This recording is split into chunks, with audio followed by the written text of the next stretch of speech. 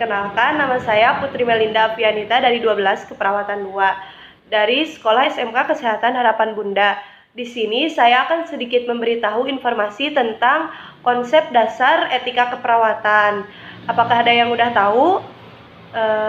Oke, kita bahas sedikit tentang etika keperawatan ya.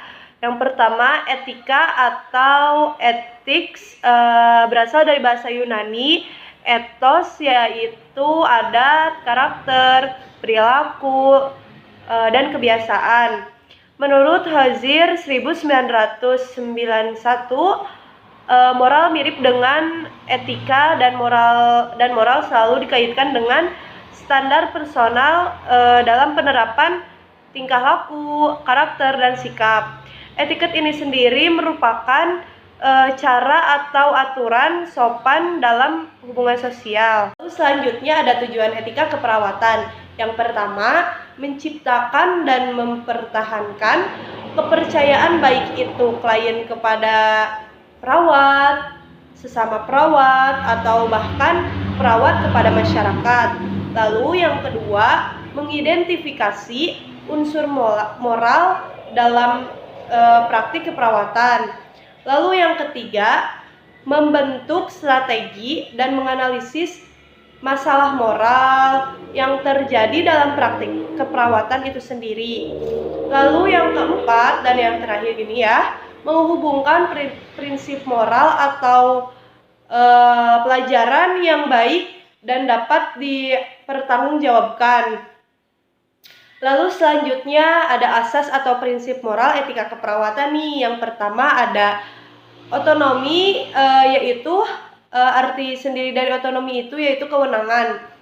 Yang mana contohnya itu seperti melakukan sesuatu bagi klien tanpa memberitahu klien.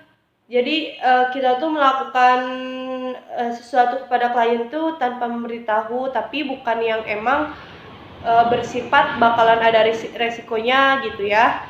Lalu yang kedua, melakukan sesuatu tanpa memberi informasi yang benar. Lalu yang ketiga, tidak memberikan informasi dan memaksa klien untuk memberikan informasi. Itu jadi sebaliknya ya. Lalu selanjutnya ada kebaikan atau benefits. Asas ini disebut menyeratkan makna melakukan tindakan yang bermanfaat bagi klien, seperti menolong klien ya. Jadi melakukan kebaikan terhadap. Yang ketiga ada tidak merugikan. Hal ini berarti tidak merugikan kepada perawatnya ataupun pada kliennya, yang dalam artian tidak menimbulkan bahaya.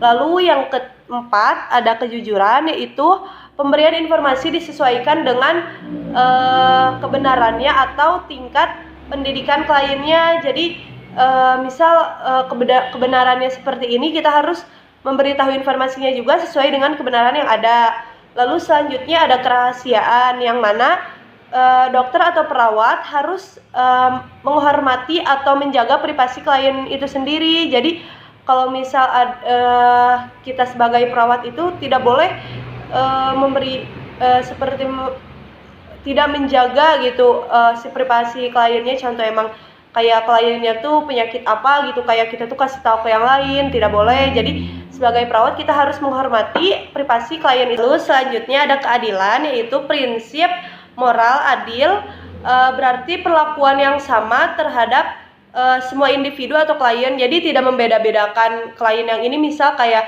orang berada atau klien yang ini orang yang cukup gitu, tidak dibeda-bedakan, semua disamaratakan setiap klien dan individu. Lalu yang terakhir ada kebenaran atau kesetiaan, yang mana prinsip ini menekankan pada usaha atau memegang janji terhadap klien. Jadi kita tuh memegang janji si klien itu sendiri sebagai perawat.